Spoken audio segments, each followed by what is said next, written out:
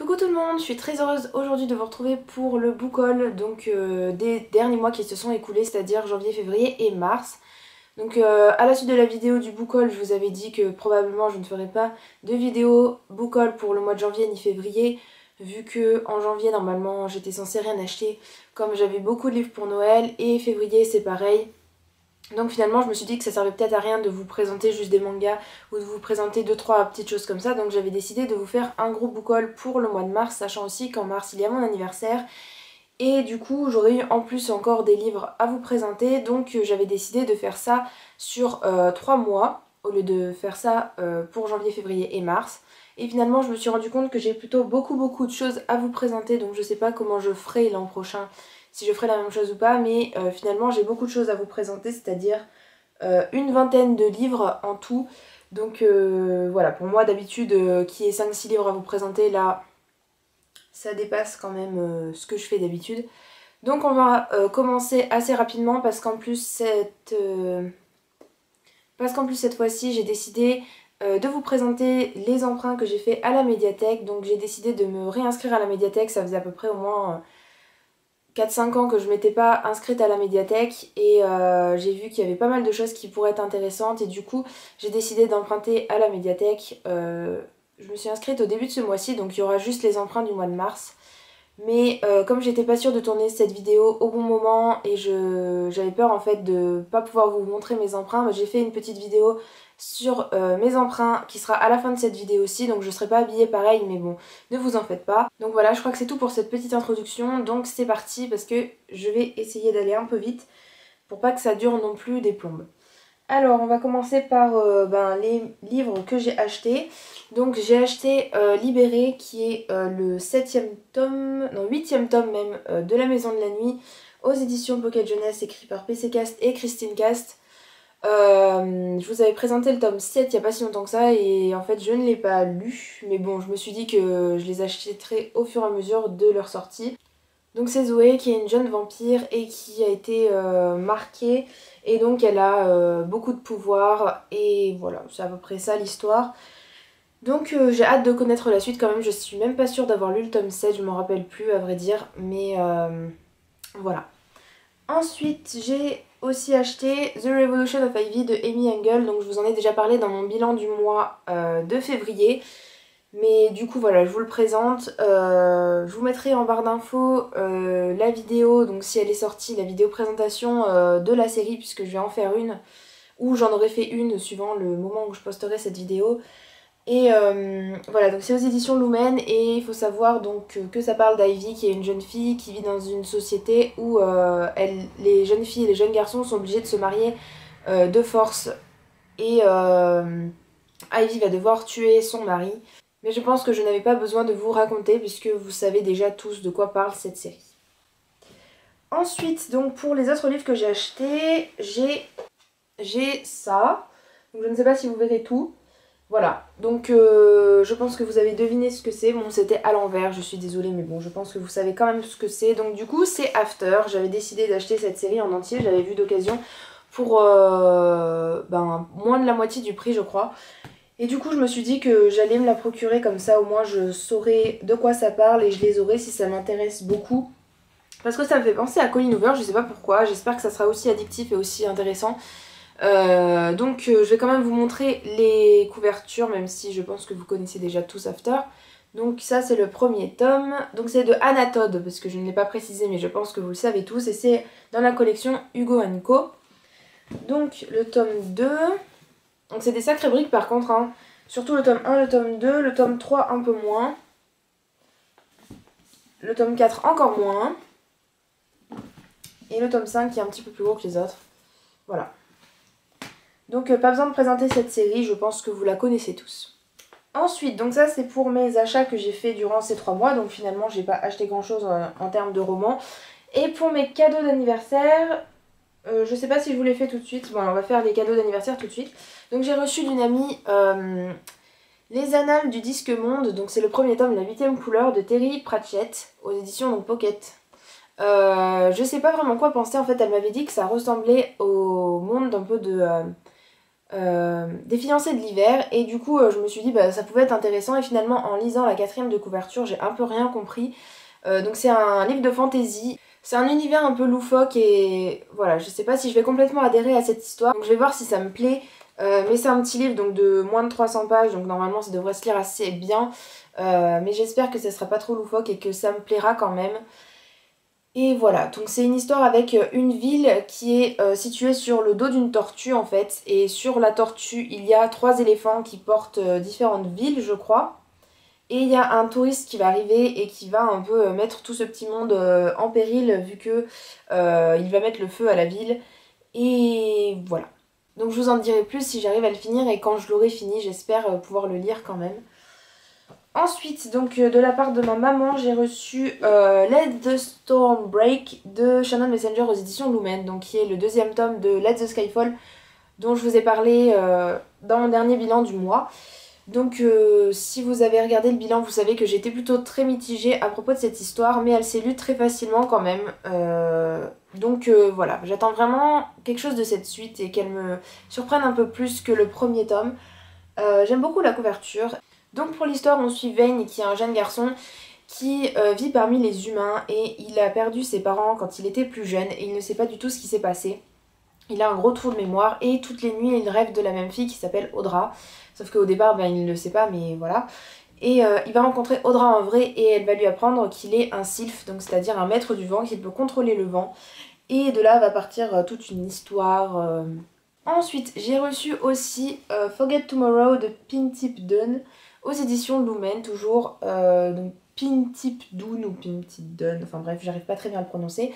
Donc je l'ai vu à sa sortie.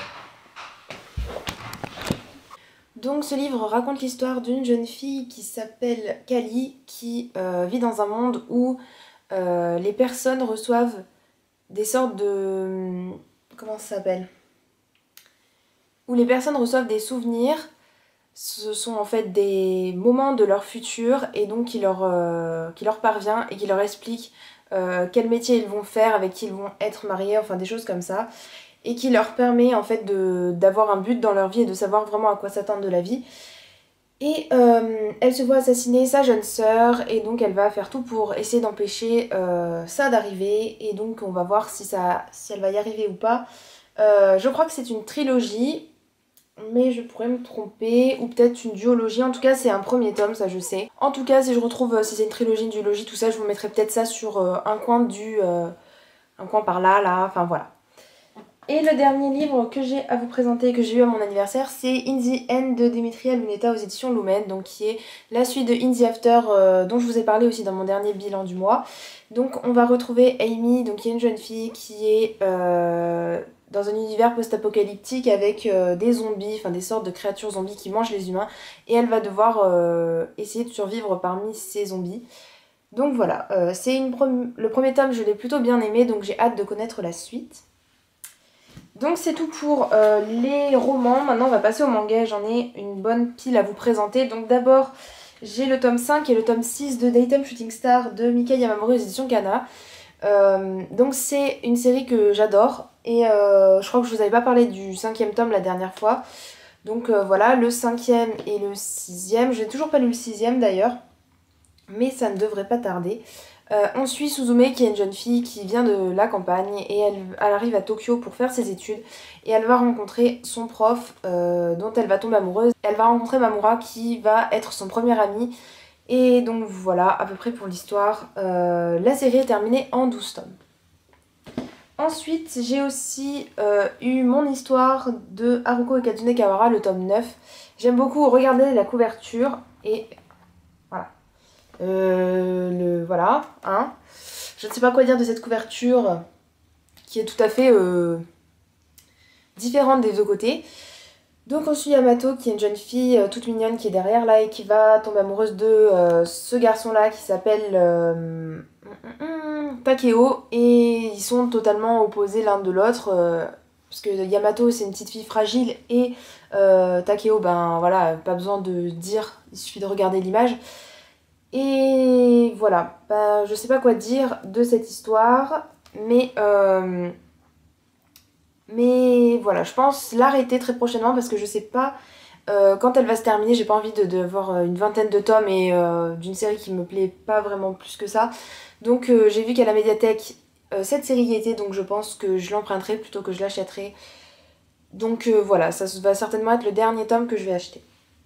Ensuite, j'ai aussi acheté Inséparable, le tome 9 de Ai Minase aux éditions Panini Manga. Donc, que dire, c'est bientôt la fin de la série puisque elle est terminée en 12 tomes et j'ai hâte de la continuer. On suit les deux personnages qui sont amoureux l'un de l'autre. Enfin, au début, ils ne le savent pas vraiment puisque ce sont des amis d'enfance de très très longue date et ils ne se doutaient pas qu'ils avaient des sentiments amoureux.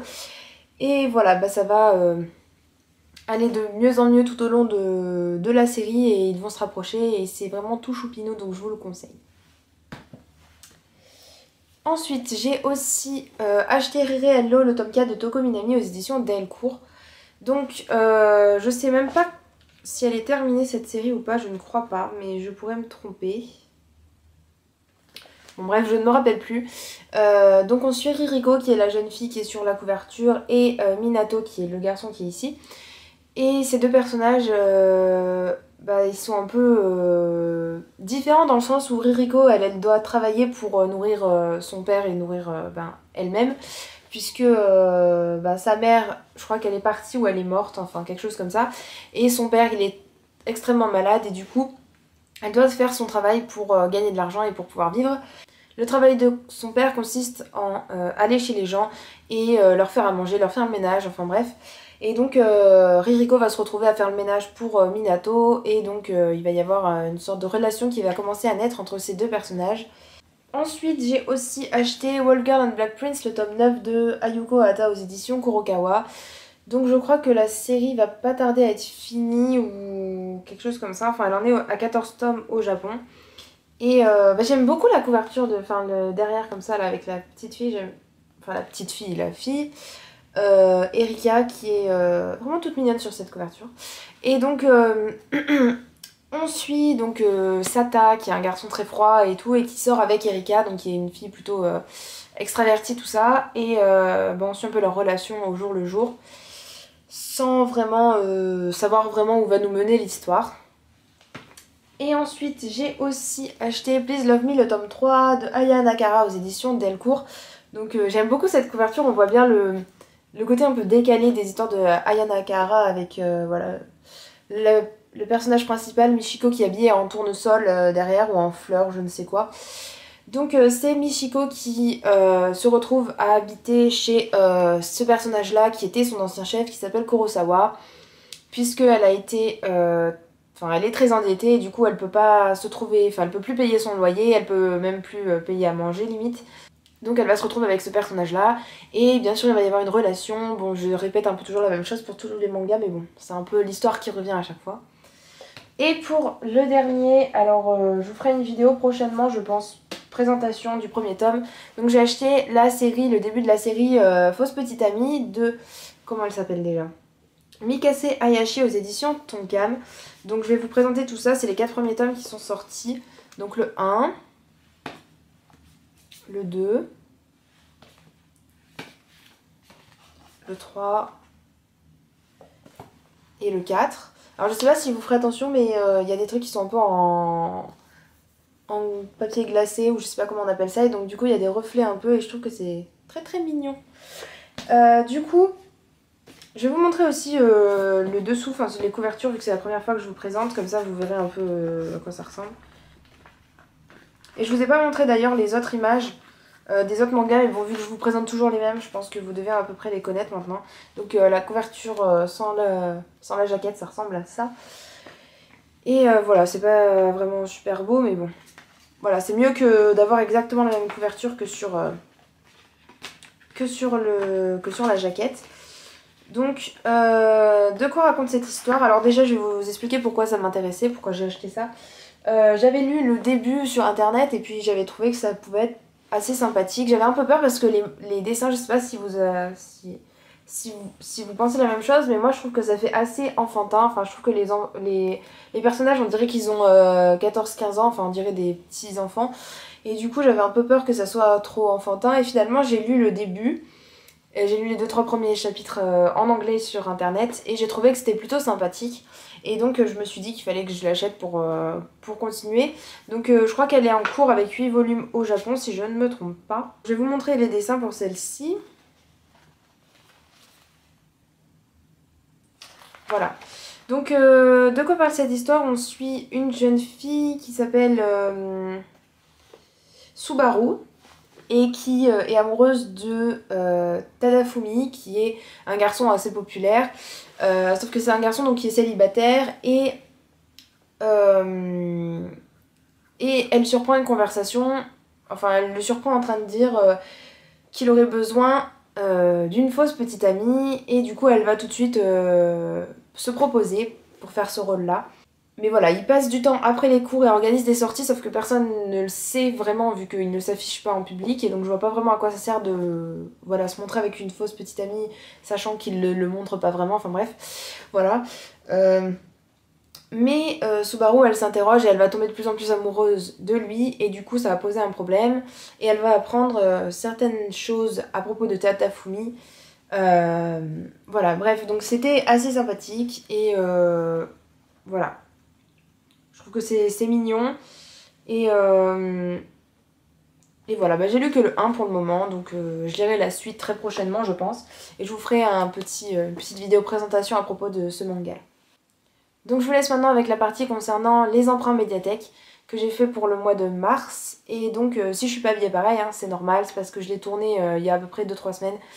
Donc voilà, et je vous laisse avec la suite de la vidéo. Donc maintenant je vais vous montrer les livres que j'ai empruntés donc, à la médiathèque. Donc je vais d'abord vous présenter les romans. Donc j'ai emprunté 40 jours de nuit de Michel Paver, ou oui Paver je pense, aux éditions donc Hachette dans la collection Black Moon. Donc c'est pas un livre forcément que j'avais très envie de lire au point de voilà, me l'acheter. Mais je me suis dit que c'était dans la collection Black Moon et ça pouvait être intéressant. Je ne sais pas vraiment de quoi ça parle, j'ai pas lu, mais je sais que ça avait l'air intéressant et donc voilà, je sais pas trop quoi vous en dire de plus. Ensuite, j'ai aussi pris Les Vivants, donc le tome 1 de Matt de la Peña aux éditions Robert Laffont dans la collection R. Donc il y a le deuxième tome qui vient de sortir, qui s'appelle Les Proies, qui vient de sortir là il n'y a pas si longtemps que ça. Donc là par contre je sais à peu près de quoi ça parle. C'est un garçon qui va travailler pendant l'été je crois sur un bateau et ce bateau va couler ou quelque chose comme ça. Enfin, il va y avoir un problème et donc il va rester des naufragés et ça va être une sorte de fin du monde ou je ne sais trop quoi, quelque chose de ce genre-là. En tout cas, voilà, celui-là me tentait vraiment bien. Ensuite, j'ai un dernier prix, donc c'est un livre que j'ai trouvé à la BU, donc la bibliothèque universitaire de mon université. C'est Maybe Someday de Colleen Hoover que je n'attendais pas du tout, hein, parce qu'en plus il est sorti vraiment au début de cette année et que dire à part que dans les bibliothèques universitaires souvent vous avez que des vieux bouquins ou des bouquins de cours et donc le voir bah, ça m'a fait vraiment bizarre. Donc c'est aux éditions Hugo & Co et c'est dans la collection New Romance. Donc vous savez très bien que j'aime beaucoup Colleen Hoover, donc je m'étais dit que voilà, je devais forcément lire ce livre et tant qu'à faire, voilà, si c'est pour l'emprunter et ne pas l'acheter, voilà, ça fait faire des économies en même temps. Et d'ailleurs, je vous avais présenté dans les sorties du mois de mars, je vous avais présenté le spin-off qui allait sortir. Et en fait, voilà, je vous ai raconté que des conneries concernant le résumé, puisque je vous disais que c'était pas du tout la même chose que ce qui se passait dans celui-là.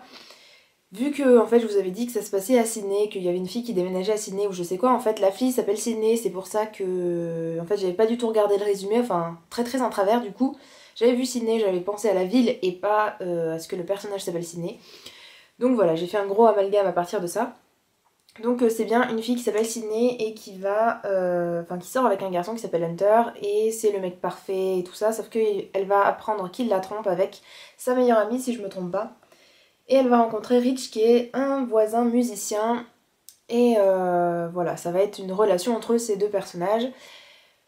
Donc voilà, que dire à part que j'ai hâte vraiment de commencer ce livre.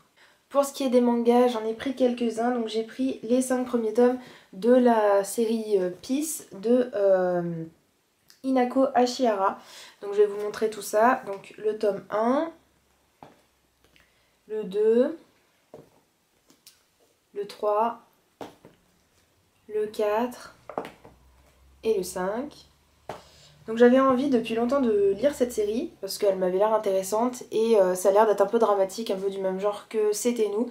Et voilà, j'ai vraiment hâte de m'y plonger et je vais vous montrer les dessins. Donc la série est disponible aux éditions Kana vu que je ne vous l'ai pas dit et elle est terminée en 10 tomes. Ensuite, j'ai aussi pris le premier tome de Ibichouchou, Edelweiss et Papillon de Sue Morishita aux éditions Panini Manga. Donc c'est une série que je voulais commencer en fait parce que je crois qu'elle est terminée en 12 tomes, elle vient de se terminer au Japon. Et j'avais très envie de la commencer parce que ça a l'air de plaire assez. Et le résumé me plaisait bien, ça me fait penser que je ne vous ai pas parlé du résumé de l'autre. Donc je vous en parlerai dans 2 secondes. D'ailleurs je ne l'ai pas regardé mais je vais vous le dire rapidement. Donc pour ce résumé là on suit une jeune fille qui s'appelle Souiren et qui arrive au lycée. C'est une jeune fille toute mignonne, toute gentille mais elle est super timide. Elle est super timide, elle est super mignonne donc elle attire tous les regards sauf le garçon qui s'appelle Kawasumi et c'est ce garçon là qui l'intéresse. Donc voilà, ça a l'air d'être une petite romance toute mignonne comme on en voit souvent et je voulais juste en fait tester. Donc je voulais pas vraiment me la procurer et donc vu que c'est en emprunt, au moins j'aurais pas de regrets si ça me plaît pas tant que ça en fait. Donc pour revenir à Peace, c'est une histoire où on suit plusieurs personnages, garçons ou filles, qui vont se retrouver à l'enterrement d'une ancienne élève qui s'appelle Haruka et ils vont essayer de percer le mystère de sa disparition, de sa mort. Pour ce qui est du dernier manga, il s'agit de Le Sablier, le tome 1 de Inako Ashihara aux éditions Kana. Donc c'est une très très vieille édition, enfin d'ailleurs il est plus édité. C'est un très très vieux livre et on voit c'est un peu jauni, je sais pas si vous vous rendrez compte. Mais en tout cas il était en très très bon état, enfin pas forcément la couverture mais l'intérieur. Donc c'est l'intérieur qui compte, n'est-ce pas? Donc ça j'ai pas trop lu non plus de quoi ça parlait et en fait c'est la même auteure que Peace au cas où vous n'aurez pas remarqué. Donc on suit Anne qui va déménager à la campagne suite au divorce de ses parents et heureusement elle va rencontrer Daigo qui est son nouveau voisin et donc il va forcément y avoir une relation entre ces deux personnages. Donc voilà, j'aime plutôt bien ces petites histoires comme ça et franchement ce dessin là, cette manière de dessiner ça me fait penser un peu à C'était nous. Par certains côtés, alors je sais pas si elles avaient une certaine relation les deux auteurs ou si il n'y en avait pas du tout, mais en tout cas je trouve que la couverture ressemble. Donc je vais essayer de vous trouver une belle page.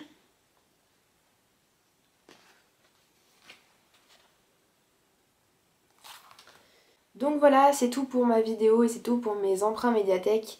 Donc je vous dis à bientôt dans une prochaine vidéo. Ciao ciao!